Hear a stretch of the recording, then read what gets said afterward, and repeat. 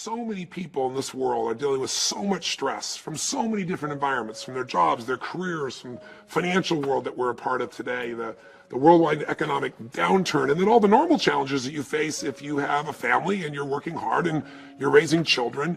And so I wanted to do a show where you could take a couple that at first glance you'd know who the bad person was. And most of us tend to make those kinds of judgments. But as we got deeper, you begin to see that, again, no matter how thin you slice it, there's always two sides, and you see that good people can make bad decisions and really harm themselves and harm other people. But the good news is you can change those decisions and change your life in a heartbeat. People often will say, it took me 20 years to, change my life, or 10 years to change my life. But you change your life in a moment.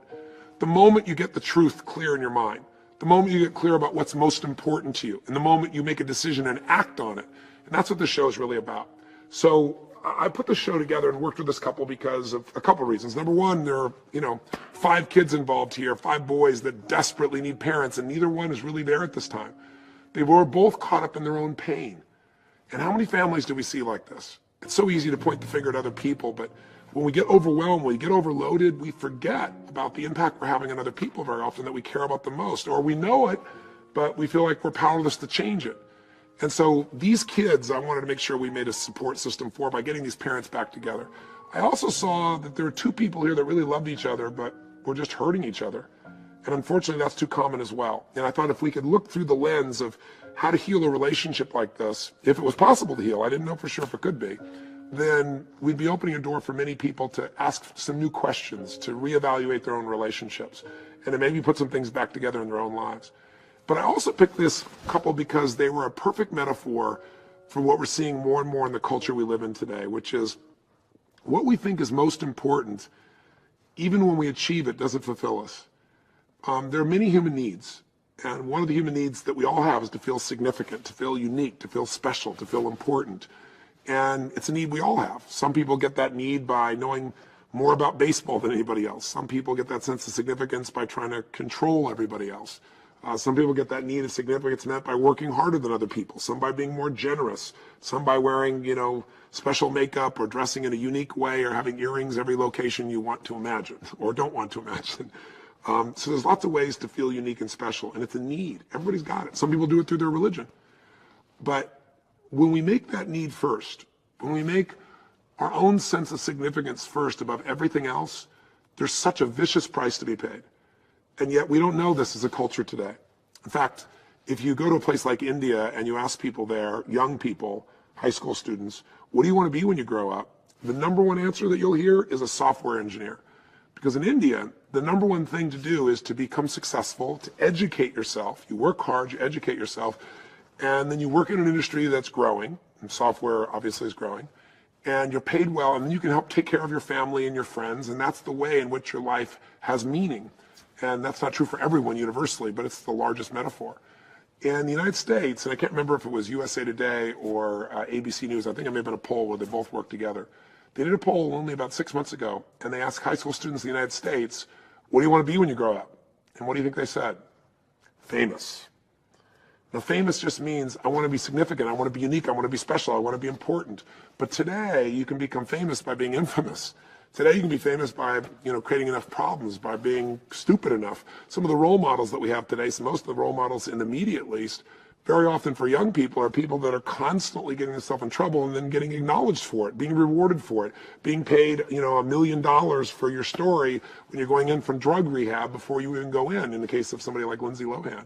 So I'm not knocking those celebrities, those individuals. I'm just saying, as long as we think that if we become special enough in some way that we're going to be happy, we'll always be disappointed. I know that because I've had the privilege now of working with, at this stage, 4 million people from 100 countries. And anyone who pursues significance first above love, above family, above contribution, above something outside yourself is always disappointed because it's never enough. When you get to what you think is so significant, it's not enough. It's not enough acknowledgement, it's not enough money, or you get acknowledged but it doesn't feel good anymore because you feel like people want something from you. So why do I tell you all this and bring all this up in the behind the scenes of this story? Because Melissa Lawson had 5 boys. 5 boys I know she loved and felt deep, deep commitment to.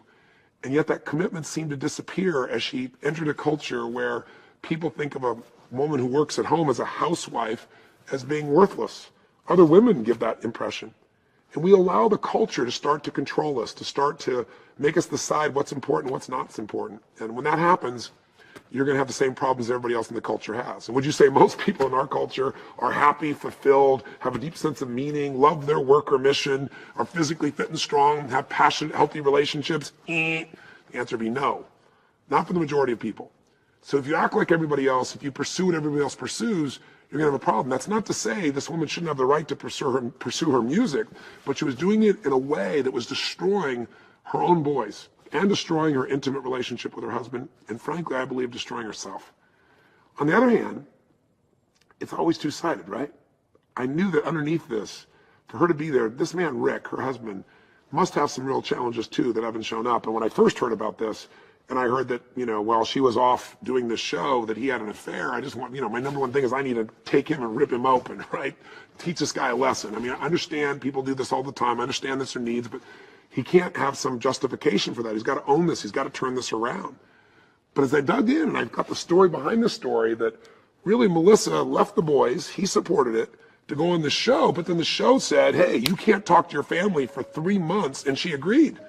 Now, you and I both know that, you don't have to tell your kids whether you won or lost, but you got to talk to your kids. You can't talk to your kids for 3 months when they're, from 7 years old down to 2. And the fact that she did that and then talked to her husband said to me, wow, I got to deal with Rick and I got to deal with Melissa here. This is going to be a complex task, and hopefully one that the viewer back home can take a look at and find somebody in your family you can relate to.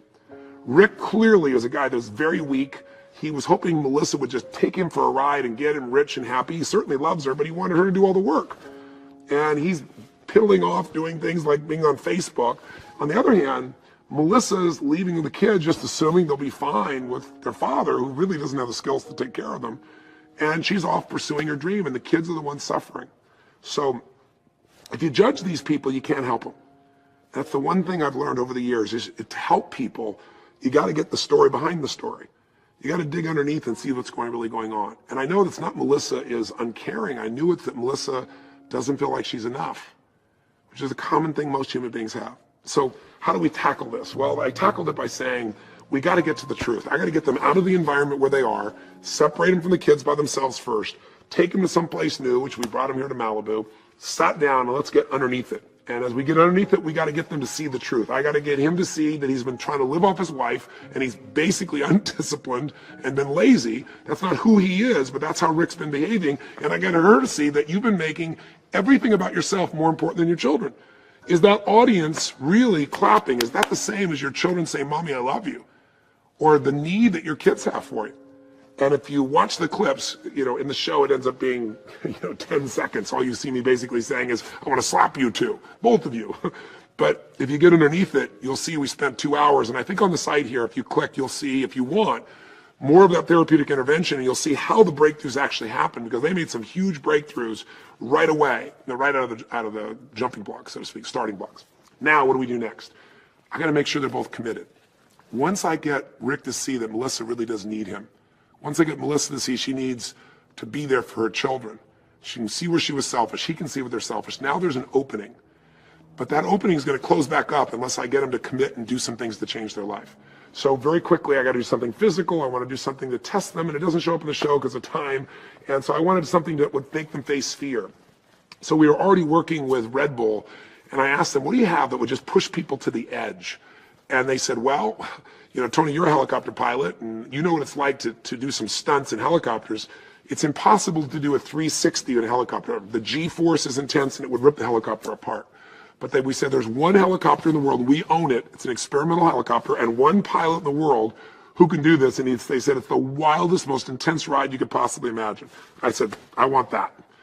The problem is, the day we went to go shoot, there was a big fire, the sky was filled with smoke, which made it even more dangerous, the time was running out, and so only one of the two could actually make this trip, whether it was going to be the situation that Melissa would take on, or whether it was going to be the situation that now Rick would take on was the big question. And I knew Rick was scared, and I needed Rick to become a man again. And fortunately, I said, one of you's got to decide where to go, and Rick didn't hesitate, and he stepped up. After that intervention, he understood he had to step up at a different level. He went on this wild ride, And Melissa was blown away. She was so surprised. Again, it created what we call polarity, where she started like respect him, like, look at him, man. He's got cojones on him again. He's making stuff happen. And so that night when I brought to them their next challenge, I mean, again, it was cut out of the show, but it was like I had to pull them apart and go, look, this is a G-rated show. I mean, there was an energy between them, which was really beautiful. Then I gave them the task that you saw on the air. We sent them on that family trip to the Enchanted Ranch. And I'm not going to recap that. You should have seen the show by now. I'm sure you got a sense of what that was like. But while they were there, I needed Rick to understand that there was nothing wrong with his boys except the fact that he wasn't present for them. I don't mean present like showing up in the living room. I mean present like with them. And so there was the first moment when I came and all the kids were talking, the cameras were trying to shoot, and they were all yelling, making noise. And I just took each boy one at a time and looked them right in the eye with presence and talked to them and let them know you get to be a kid again. Your dad and mom are here. And Rick saw that, and it was a shift for him that was really wonderful. The next day, he went out and took care of the kids. The next day after that, everything shifted for him. He said his kids had become his priority, and you could see it in him. He saw he could make a difference. He saw his kids weren't out of control. They just didn't have the presence of a father. And once he got that, that was an awakening. What's a breakthrough? It's a moment in time when you see the truth. It's a moment in time when you stop lying to yourself. It's a moment in time when you see that truth and you act on it. And Rick, to his credit, really did do this. Now, the most important part of the whole process was working with the family. Because we went back to their home and I got to see how the Lawsons had been managing their family, so to speak, and it was disastrous. So we brought all the family together, the family, the kids, the friends, and found out that, Rick had been in a position where he'd lost his business previously, and people in his church had given him money to do a roof. He's in the roofing business, and he never followed through. Their house was still leaking, and he took the money they paid them and paid others bills of his. He just wasn't being responsible. So I had to work on Rick very intensely, and I brought in for Rick to turn him around. I said, you can't expect Melissa to take care of these kids if you don't become an incredible provider. And so I brought in my partner, Chet Holmes, and we're in a business where it's called Business Breakthroughs, and we turn businesses around. I've been doing it for 30 years. Chet's been doing it for an equal amount of time. And we've done big companies, small companies. And I said, Chet, you're going to come in here, and I really want you to work with him and train him and show him how he can add value in the industry he was in. And so he got an opportunity to go to work for a company called Simon Roofing. And Simon Roofing is one of the largest commercial roofing companies in the world. And they have a very special approach to making sure that they provide the needs for their customers different than anybody else. So we took him out, got him in a suit, got him out there working out, got him losing weight, got him going doing his presentations. None of this you see in the show because we only have 44 minutes, so we had to focus only on the breakthroughs that happened really with Melissa. But Rick had huge breakthroughs. In fact, at the end of the show, what's cut out, the people from Simon Roofing gave him a job, and he's gone to work for that company, and he was able to make enough in that job to be able to keep them from losing their house and start turning their finances around. The final part of kind of the story behind the story that I really want to point out to you, and I'll wrap up here, is if this is a story about getting to the truth, if this is a story about valuing what's most important in your life, then I had to get Melissa to not just verbally say that her kids were the most important thing. I had to get her to commit in a way where those boys would know for the rest of their life that they were the most important thing on earth. If she didn't do that, if she kept going for her music, even though she has a true gift, I mean, the argument would say God gave her this incredible voice, but he also gave her these 5 boys. So I needed to make sure that she drew a line in the sand and she really separated from her ego needs and focused on her children. And so I went for the gamble. And even my producers, my partners were saying, Tony, I don't know if this is going to work. And I sat her down and said, you say your kids are first. I want you to not work for 18 months on songs. You can write songs, you can sing, you can do it in your church, but not for money, not to promote your career. And watching her go through that experience was like the death of the ego. And the interactions between she and I were pretty intense. Meanwhile, I'm keeping all the family involved during this. And one of the things you won't see in the show, but you will see here, is that Melissa had a brother there, and her brother has been caught up in drugs for a very long time. And I can hear the cameraman in the background going, keep the camera off the brother. Just like, because what was happening was he was high as a kite, And when I looked into his eyes, I saw somebody clearly has used meth, and he was kind of shaking, and his whole belief was that his brain was fried. And so my poor crew, this is the story behind the story, really. My poor crew, NBC has been incredible with me. They would normally walk in and want to do a 20-minute segment because it's not going to show up on TV in much detail. Me, I want to change these people's lives. So my co-producer Tom Foreman, who created Extreme Home Makeover, I can hear him telling the guys, you won't be able to stop Tony. He's not going to go until he changes all their lives. He's not going to just get a clip out of this.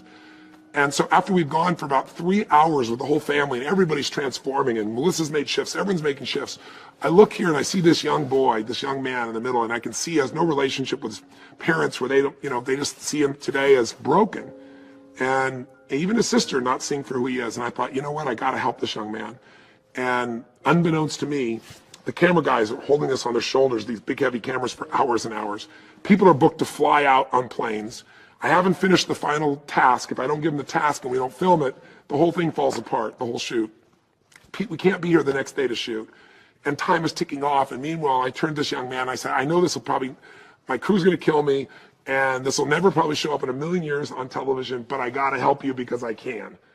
And I turn to him and I start to kind of pierce him with presence and understanding what's really going on.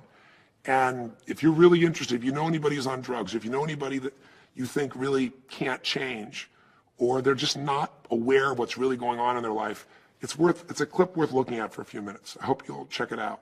Because within a few moments, I get him where this kid is kind of shaking and thinking, his brain is fried, is totally clear.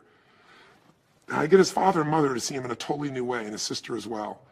And you can see him coming back to life. And it would have been a wonderful piece to put in the show, but unfortunately, 44 minutes, and it takes you off on a whole nother story.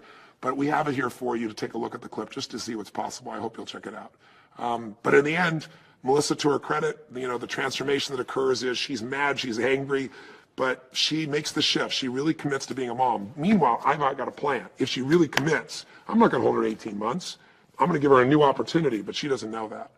I finally call and I give them this task to sing, to write a song together, which means these two who are very strong in their own right got to really come together, and they got to come up with a song that's a message for what they got out of this journey.